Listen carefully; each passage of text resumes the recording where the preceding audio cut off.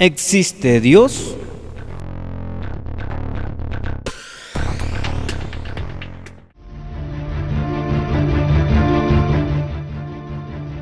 Conocer y comprender la existencia de Dios ha sido uno de los grandes deseos del hombre frente a la incansable búsqueda de darle sentido a su vida.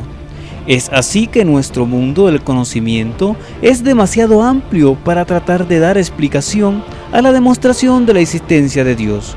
Por eso el hombre, para acceder a él, cuenta con una serie de capacidades que poco a poco desarrolla por medio de la razón.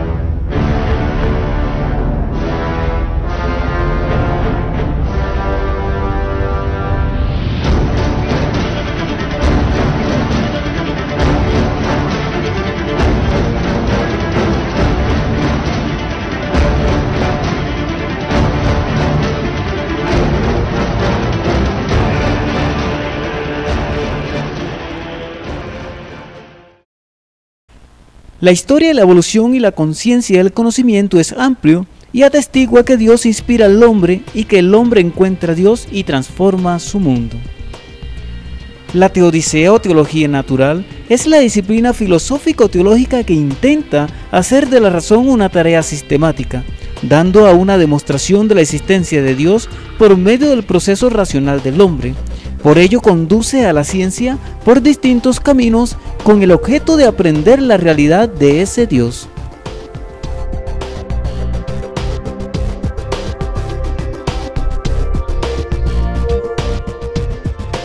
El concepto de existencia sabemos que abarca algo que está contenido dentro del espacio y el tiempo. Es decir, que esa sustancia o ser tiene una composición material.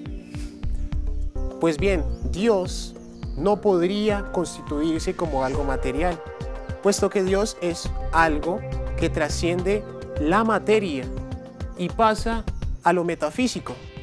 Sabemos que cuando hablamos de metafísico es el límite de la ciencia. Es inaccesible a nuestros sentidos.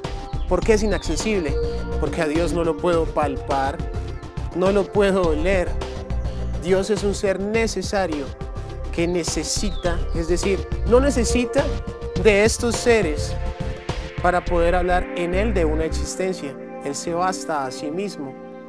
Y ese bastarse a sí mismo lo convierte en la causa absoluta de las cosas que existen. El concepto de Dios es algo que siempre nos acompaña. Nosotros nos preguntamos por un principio.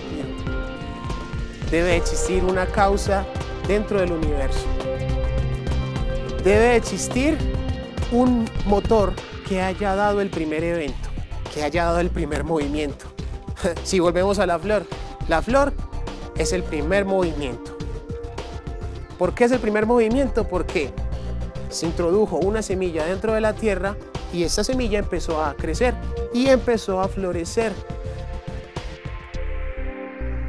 Dios no simplemente florece, Dios permanece, porque no es potencia, es acto puro.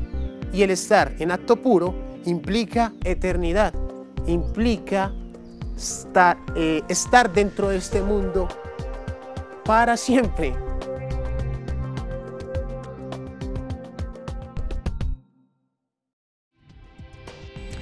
Puesto que Dios es inmaterial, yo no puedo demostrar su existencia desde la lógica en el mundo material, como también es ilógico decir que no existe.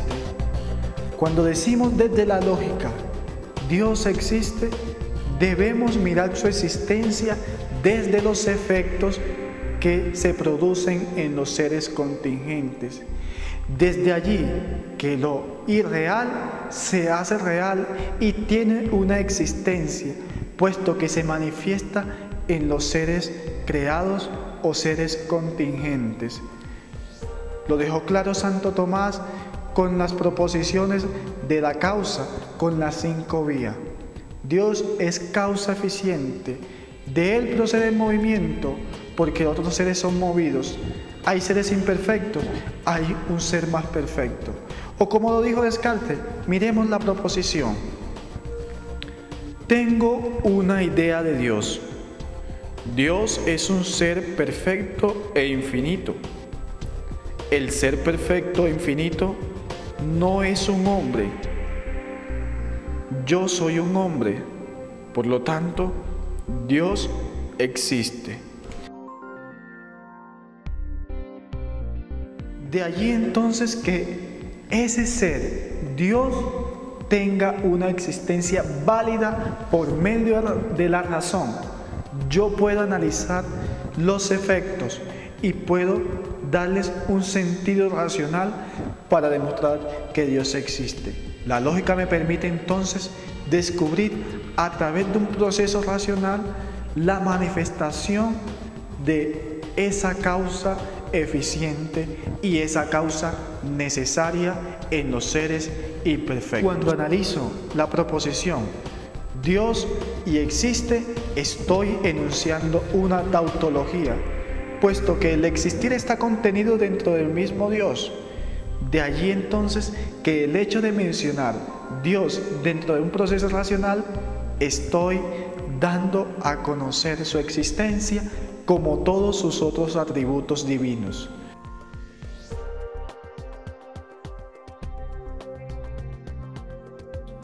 Para hablar de la inmaterialidad de Dios, tenemos que tener presente de que para mencionar que nuestro alrededor está conformado de seres finitos, los cuales son seres compuestos de materia, de accidentes, que estamos sujetos a cambios constantes en nuestro diario vivir. Pero ahí, ante nosotros, debe haber un ser que sea infinito y no esté sujeto a todas estas materialidades, como son de cambio y forma. Por lo que entonces, en Dios, se puede notar de que Él no es un ser material, porque Él no está sujeto a cambios ni accidentes como si lo estamos nosotros que convivimos en este mundo. Dios, por el contrario, no es discursivo. El conocimiento de Él es totalmente divino y sufre de distintas y no tiene límites en el pensar, mientras que nosotros sí tenemos límites eso surge nomás completamente en el hombre, mientras que en Dios no sucede eso. Por lo tanto, Dios es omnisciente. Lo que podría surgir una inquietud: si Dios conoce todo, ¿por qué no cambia el curso de las cosas? Podríamos responder esto así de la siguiente manera: sencillamente porque Dios respeta la libertad del hombre, porque nosotros estamos sujetos a una libertad que Dios, al crear al hombre, la hizo. Y si Dios coge y respeta eso, perderíamos totalmente nuestra libertad. Por lo tanto, esa libertad que la del ser humano tiene está conformada por actos libres. Y en cambio, Dios es omnisciente y conoce cada elección que nosotros vamos a hacer. Por lo tanto, Él tiene la capacidad de conocer las cosas conocibles y las cosas inconocibles. Por esto, Él conoce toda posibilidad de elección y toda esta una consecuencia. Pero Él conoce la consecuencia de esa elección como tal, lo cual sería dentro de la libertad del hombre. Los seres humanos abarcamos dos tipos de existencia: una existencia material y una existencia metafísica. Cuando hablamos de una existencia material, nos referimos a lo tangible, a lo tocable, a lo contable, concebido dentro de los parámetros de lo empíricamente finito y concebido racionalmente en un espacio y tiempo dado. Ahora bien, al hablar de existencia metafísica, hablamos de algo inmaterial,